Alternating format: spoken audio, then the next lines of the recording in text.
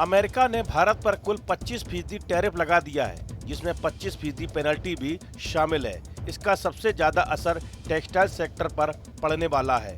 भारत ने अमेरिका के इस फैसले को एक तरफा और अनुचित करार दिया है। साथ ही सरकार ने दूसरे विकल्पों पर भी विचार करना शुरू कर दिया है, ताकि इस टैरिफ के असर को कम किया जा सके।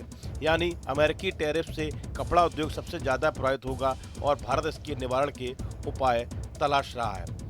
भारत में बहुत लोग टेक्सटाइल सेक्टर से जुड़े हैं। अगर अमेरिका ने टैरिफ लगा दिया तो वहां से कपड़ों की डिमांड कम हो जाएगी। डिमांड कम होने से ऑर्डर घटेंगे, जिसका असर प्रोडक्शन पर पड़ेगा और प्रोडक्शन घटने का असर लाखों लोगों की नौकरियों पर सीधा पड़ेगा।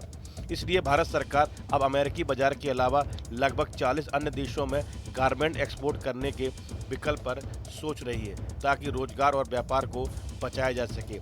इसलिए अब भारत सरकार अमेरिकी बाजार के विकल्प के तौर पर करीब 40 अन्य मार्केट यानी दूसरे देशों में गारमेंट एक्सपोर्ट पर विचार कर रहा है। सूत्रों की माने तो भारत अपने कपड़ा निर्यात का विस्तार करने और संयुक्त राज्य अमेरिका द्वारा लगाए गए 50% के आयात शुल्क के प्रभाव को कम करने के लिए ब्रिटेन, जापान और दक्षिण कोरिया समेत 40 प्रमुख बाजारों में पहुंच की योजना बनाई है। नए 40 देशों के विस्तार का लक्ष्य पारंपरिक और उभरते दोनों बाजारों में अपनी उपस्थिति का विस्तार करना है। इन देशों का कुल मिलाकर कपड़ा और परिधान आयात $590 अरब का है,